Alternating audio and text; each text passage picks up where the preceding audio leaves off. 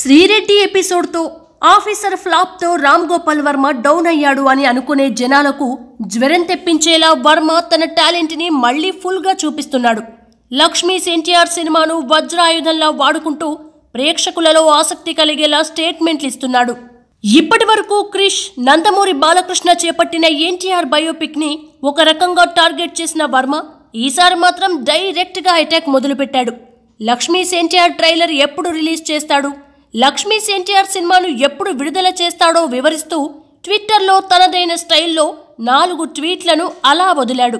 ఆ ట్వీట్ల సారాంశం ఇదే: మహానాయకుడు రిలీజ్ డేట్ ప్రకటించిన డేట్ను బట్టి లక్ష్మీస్ ఎన్టీఆర్ ట్రైలర్ను విడుదల చేస్తాం.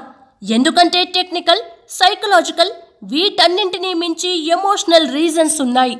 లక్ష్మీస్ ఎన్టీఆర్ ట్రైలర్ని మహానాయకుడు రిలీజ్ డేట్ను అధికారికంగా ప్రకటించిన 24 నిమిషాలకు విడుదల చేయమని స్వర్గం నుంచి ఎన్టీఆర్ హెచ్చరించారు.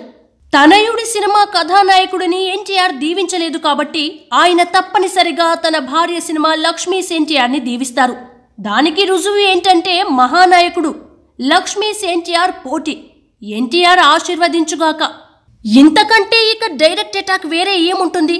అసలే కథానాయకుడు పరాజయంతో తల పట్టుకుని కూర్చున్న ఎన్టీఆర్ బయోపిక్ టీంకి ఆర్జీవి చెమటలు పట్టించేలా ఉన్నాడు. వాస్తవాలను మసిపూసి మారేడుకాయ చేస్తూ తమకు కావలసిన వాటిని మాత్రం హైలైట్ చేస్తున్నారని ఎన్టీఆర్ బయోపిక్ టీంపై ఇప్పటికే జనాలలో ఒక నెగిటివ్ అభిప్రాయం ఉంది. ఈ పరిస్థితిని తనకు అనుకూలంగా మలుచుకుంటూ అగ్నిలో ఆజ్యం పోసినట్టుగా Varma చెలరేగిపోతున్నాడు.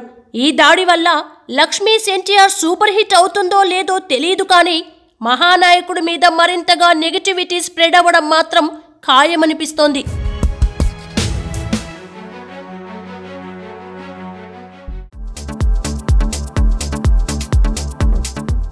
Please subscribe to New Waves. ఇలాంటి మరిన్ని మంచి వీడియోలు కావాలని కోరుకుంటున్నారా?